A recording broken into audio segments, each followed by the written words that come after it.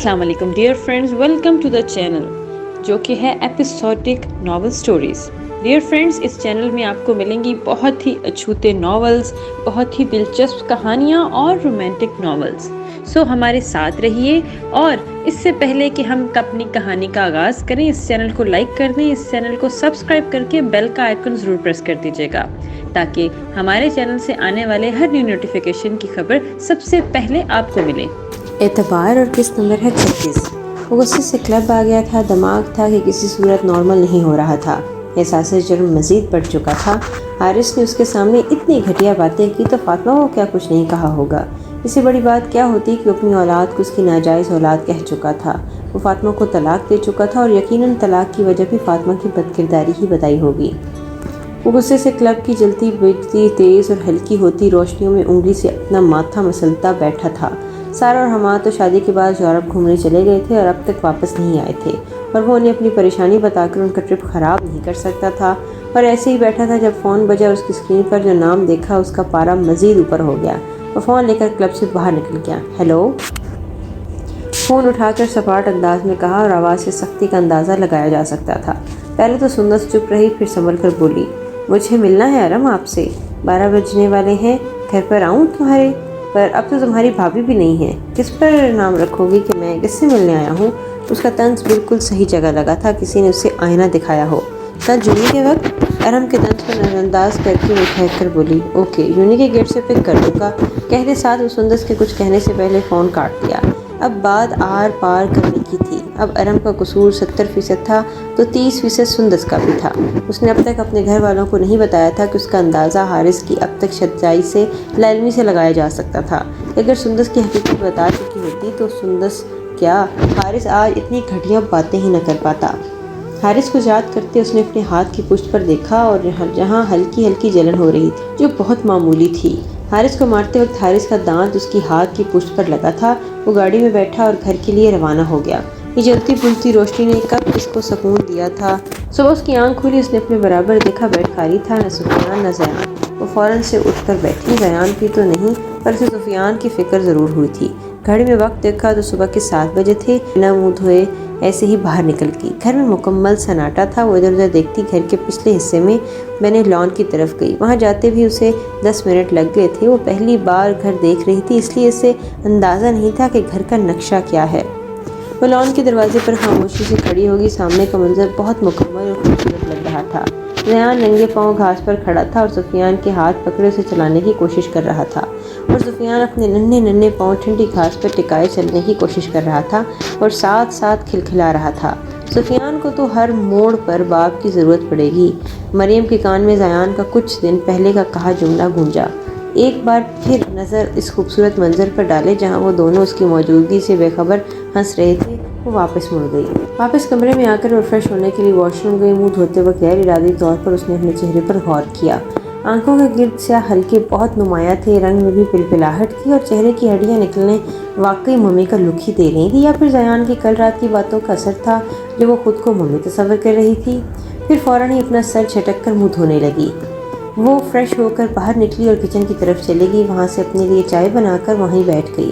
نیا گھر تھا، نیا ماحول، گھر میں مہمان رکے ہوئے تھے، پر اس وقت سارے سو رہے تھے، اور زیان بھی شاید سفیان کے رونے کی آواز سے اٹھا تھا، اور مریم کی نیند خراب ہونے سے پہلے ہی اس کو باہر لے جا چکا تھا۔ پر حیران کن بات یہ تھی کہ سفیان سب کے ساتھ نہیں رہتا تھا، لیکن وہ ایک ہی دن میں زیان سے مانوس ہو گیا تھا۔ وہ کافی دیر ایسے ہی کچن میں بیٹھی رہی اور سوچوں میں گم تھی۔ پھر ہوش آنے پر چائے کو دیکھا جو ٹھنڈی ہو چکی تھی۔ اس نے واپس چائے گرم کی اور باہر لان میں آ گئی۔ ارادہ سفیان کے ساتھ تھوڑا وقت گزارنے کا تھا، پر خالی لان اسے منہ چڑھا رہا تھا۔ ٹھنڈی سانس لیتی وہ چائے کا کپ تھامے وہیں ایک کرسی پر بیٹھ گئی۔ تھوڑی دیر میں چائے ختم کر کے وہ واپس کچن میں گئی، کپ دھو کر اپنی جگہ رکھا اور کمرے میں آ گئی۔ کمرے میں آ کر ایک اور شوق اس کا منظر تھا کہ سفیان اور زیان ایک دوسرے سے قریب بیڈ پر سو رہے تھے۔ اسے حیرت ہوئی، اس نے گھڑی میں وقت دیکھا تو 8:30 بج رہے تھے۔ اسے یقین نہیں آیا کہ وہ اتنی دیر بیٹھی گمسم رہی تھی۔ کوئی اور تو جاگ نہیں رہا تھا، اور وہ وضو کیے قرآن پاک لے کر لان میں چلی گئی۔ وہ فارغ تھی اور یہ وقت بہترین تھا اسامہ کو اپنی محبت بھیجنے کا۔ وہ روज़ اسامہ کے لیے پڑھتی تھی اور تحفے کی صورت میں اس کے لیے بھیجتی تھی، اور ساتھ ہی بچوں کی طرح ایک پیغام بھی بھیجتی تھی کہ جیسے اسامہ کسی دوسرے شہر میں تھا اور وہ خط بھیجتی تھی۔ میرب عارف صاحب مریم کی امی مریم سے ملنے گئے تھے۔ انہوں نے فاطمہ کو بھی ساتھ چلنے کا کہا تھا، پر اس نے انکار کر دیا۔ وہ گہری سوچ میں خاموش بیٹھی کسی اور ہی دنیا میں تھی۔ ہاں، اب وہ کیسی اور کی ہو چکی تھی، زندگی سے بہت دور، ہر لمحہ زندگی اپنے ماضی اور خوشی سے جینے والی وہ لڑکی اب زندگی سے بہت دور ہو چکی تھی۔ ضد تو دور کی بات، اب وہ جذبات، اپنی خواہشات سب مار چکی تھی۔ سیاہ کپڑے پہنے وہ خاموش نظروں سے صوفے پر بیٹھی نیچے فرش کو دیکھ رہی تھی۔ گھر پر کوئی نہیں تھا اور اسے اب یہی تنہائی پسند تھی۔ ہمیشہ شور شرابہ کرنے والی فاطمہ عارف اب تنہائی پسند ہو گئی تھی۔ سیاہ لباس کی طرح اس کے نصیب بھی سیاہ تھے۔ زردی مائل چہرے کے ارد گرد گلیٹیں جھول رہی تھی۔ وہ اتنی گمسم تھی کہ اسے اپنے پاس کسی کی موجودگی کا احساس تک نہ ہوا۔ ارسلان کافی دیر سے اسے دیکھ رہا تھا۔ وہ 10 منٹ پہلے ہی آیا تھا اور ہونٹوں پر کمینی مسکراہٹ تھی۔ وہ آگے بڑھا اور گھٹنے کے بل بیٹھتا فاطمہ کے چہرے پر آئی لٹ پیچھے کرنے لگا۔ جب وہ ہوش کی دنیا میں واپس آئی اور جھٹکے سے کھڑی ہوئی، ارسلان بھائی، آپ یہاں کب آئے اور یہ کیا بدتمیزی تھی؟ غصے سے اس کی رنگت زرد سے سرخی میں بدلی تھی۔ میں ابھی 10 منٹ پہلے ہی آیا ہوں، تم کافی مگن تھی سوچوں میں، تو میں نے سوچا میں لٹھی ہٹا دوں۔ کمینگی سے کہتے وہ فاطمہ کے قریب ہوا جب فاطمہ نے اسے دھکا دیا۔ میرے قریب آنے کی ضرورت نہیں ہے، آپ گھٹیا ہیں، مجھے معلوم ہے، اور ثبوت دینے کی ضرورت نہیں ہے۔ نفرت سے بولتی آج اتنے دنوں کے بعد وہ بہت بلند آواز میں بولی تھی۔ ارسلان ابھی مسکراتا دیکھ رہا تھا۔ فاطمہ کی باتوں کا اس پر کوئی اثر نہیں تھا۔ ابھی گھر میں کوئی نہیں ہے، آپ جائیں یہاں سے۔ دروازے کی طرف اشارہ کرتی وہ ناگواری سے بولی۔ ہاں فاطمہ عارف صاحب، تمہارے چہرے پر یہ ڈر کیسا؟ اوہو، کوئی آ نہ جائے، کہیں تمہیں غلط نہ سمجھے۔ اور پھر بولتے وہ ہنسا۔ فاطمہ کی گال پر ہاتھ کی پشت پھیرنے لگا، اور لیکن اس سے پہلے اس کا ہاتھ فاطمہ کی گال سے پٹک ہوتا اس کے منہ پر ایک زناٹے دار تھپڑ پڑا۔ اپنی اوقات میں رہیں اور اپنی یہ غلیظ باتیں اور نظریں اپنے تک ہی محدود رکھیں، اور رہی بات چھونے کی تو ایسی حرکت کرنے کا سوچے گا بھی مت، جان سے مار دوں گی۔ گھراتے ہوئے اور سلان کی خون رنگ آنکھوں میں گھور رہی تھی، اور نقاہت اور کمزوری سے اس کا جسم ہلکا ہلکا کانپ رہا تھا۔ دفع ہو جائیں یہاں سے۔ ارسلان کو دروازے کی طرف دھکا دیتے وہ اسے باہر نکلنے لگی تھی جب ارسلان نے اس کا ہاتھ پکڑ کر اسے اپنی جانب کھینچا۔ ایک ہاتھ سے اس کا منہ جکڑا اور دوسرے سے سختی سے اس کی کمر پکڑ کر اسے اپنے بے حد قریب کیا۔ اس وقت فاطمہ اپنے آپ کو چھڑوانے کی کوشش میں دوہری ہو رہی تھی، اور وہ ارادہ کر چکی تھی کہ ایک بار ارسلان سے چھوٹ جائے تو وہ اسے یہاں سے زندہ نہیں جانے دے گی۔ تم نے مجھ پر ہاتھ اٹھایا ہے فاطمہ عارف، تمہاری کیا اوقات ہے؟ جھٹکے سے اس کے منہ سے ہاتھ ہٹا کر بال جکڑ کر اس کا چہرہ اونچا کیا۔